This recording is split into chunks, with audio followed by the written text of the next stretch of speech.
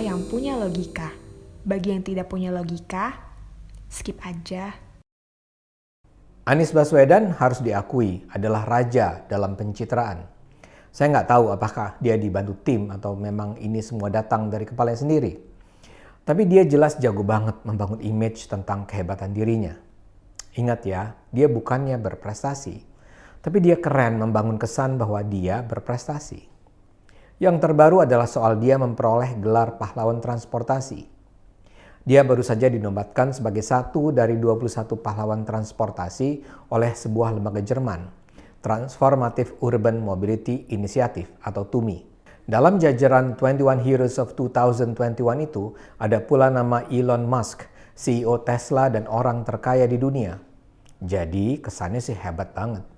Bayangkan Anies dinobatkan sebagai pahlawan transportasi dunia oleh sebuah lembaga internasional bersama Elon Musk. Sejumlah kawan bilang TUMI itu lembaga abal-abal dan tidak terkenal. Tapi karena saya bukan pengamat transportasi, saya nggak berani untuk menilai sejauh itu. Kalau saya baca sih informasi tentang TUMI yang saya peroleh dari websitenya, mereka lumayan aktif. Mereka itu adalah lembaga yang punya kepedulian tinggi membantu pengembangan transportasi kota yang ramah lingkungan. Pertanyaannya, kenapa mereka sampai memandang tinggi Anies? Saya sendiri, walau warga Bogor, cukup sering beraktivitas di Jakarta. Dan saya nggak merasa Anies melakukan langkah-langkah kebijakan yang sedemikian berarti sehingga layak disebut pahlawan. Karena itu saya tertarik untuk mempelajari apakah gelar itu objektif atau ada hal lain. Sekarang saya yakin bahwa gelar itu dipengaruhi kepentingan.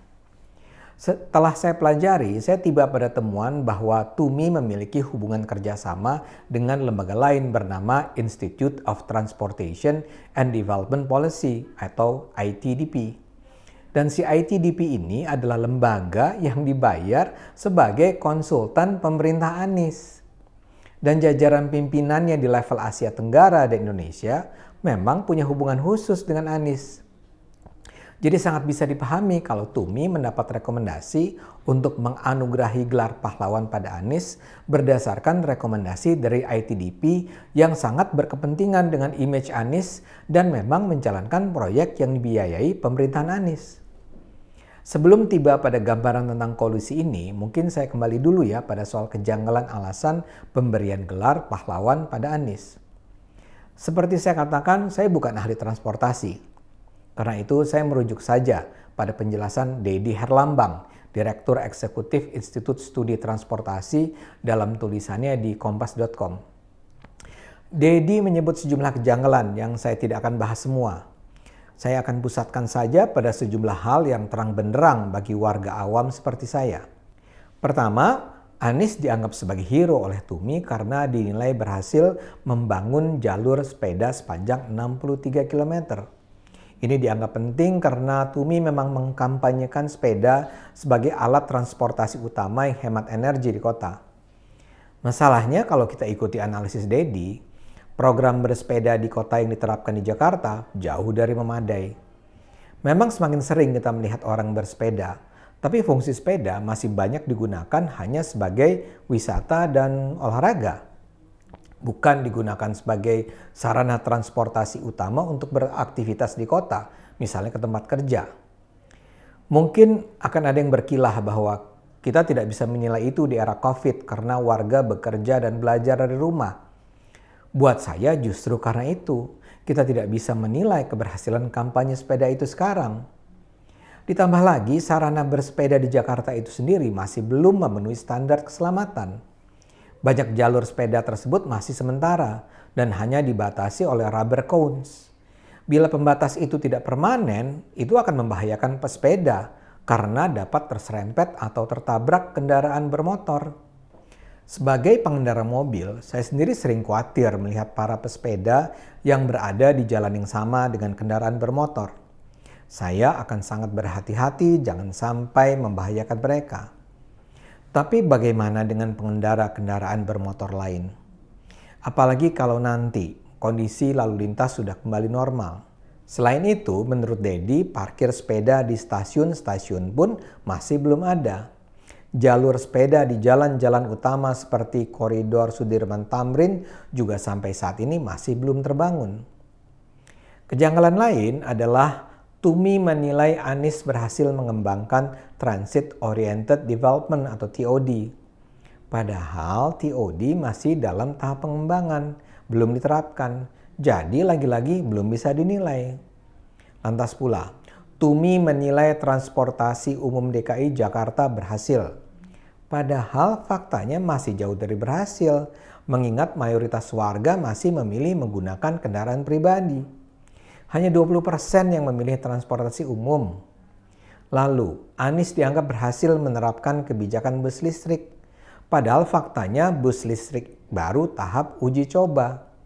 Bagaimana bisa dikatakan berhasil? Penggunaan bus listrik baru bisa dikatakan berhasil apabila sarana tersebut reliable secara operasional. Dengan mengatakan ini semua, tidak berarti kebijakan-kebijakan Anies dalam transportasi tidak perlu didukung. Tentu apa yang mungkin baik yang dilakukan Anies perlu dihargai. Masalahnya, apa yang dia lakukan, yang sebagian besar diantaranya adalah melanjutkan langkah pendahulunya atau berada di bawah koordinasi pemerintah pusat, rasanya jauh dari layak untuk menjadikan dia seorang pahlawan selevel Elon Musk. Kembali ke pokok cerita. Seperti saya katakan di awal, pemberian gelar pahlawan pada Anies ini nampaknya bukan dilandasi alasan objektif, melainkan jalinan kepentingan. Tumi adalah lembaga internasional yang baru berdiri 2-3 tahun, namun memiliki jaringan dengan berbagai organisasi di dunia yang fokus pada transportasi publik. Salah satu lembaga dalam jaringan Tumi adalah ITDP, yang setiap tahun menetapkan Sustainable Transport Award kepada kota terbaik dalam hal perbaikan sistem transportasi dan mobilitas kota. Pada 2019, ITDP memberi award bagi Jakarta dalam kategori Honorable Mention atau dicatat secara khusus. Pada 2020, Jakarta menjadi kota terbaik dalam award ITDP ini. Sedemikian hebatkah Jakarta? Nah ini, yang patut dicatat, ITDP adalah lembaga konsultan yang dibayar pemerintah DKI untuk membantu kebijakan transportasi publik. Jadi Anies membayar ITDP sebagai konsultan dan kemudian si konsultan yang dibayar Anies ini menyebut kota Anies sebagai kota terbaik dalam award mereka. Bisa dibilang pemberian gelar itu menjadi semacam bonus dari ITDP. Ini menjadi semakin menarik mengingat Anies mengangkat Yoga Adiwinarto, mantan Direktur ITDP di Asia Tenggara dan Indonesia, sebagai Direktur Teknik dan Fasilitas Transjakarta.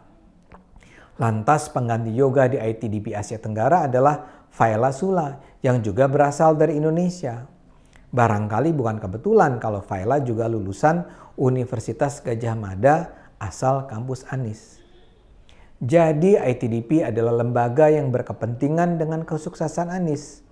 Kesuksesan politik Anies akan sangat berdampak pada eksistensi ITDP di Indonesia dan bahkan Asia Tenggara. Karena itu sangat masuk di akal bila ITDP adalah lembaga yang berperan memasuk informasi mengenai apa yang disebut keberhasilan Anies pada Tumi. Saya tidak tahu apakah Tumi sadar atau tidak. Tapi yang jelas mereka sudah memberikan penghargaan teramat tinggi pada Anies yang kayaknya sih sebenarnya tidak layak dia memperolehnya. Jadi seperti yang saya katakan, Anies adalah ahli membangun image dirinya.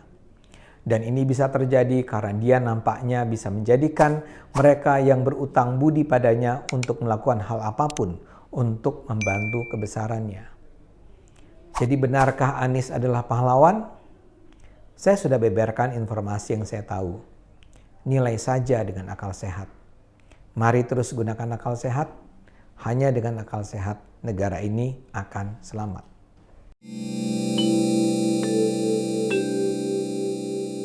Video ini hanya untuk mereka yang punya logika. Bagi yang tidak punya logika, skip aja.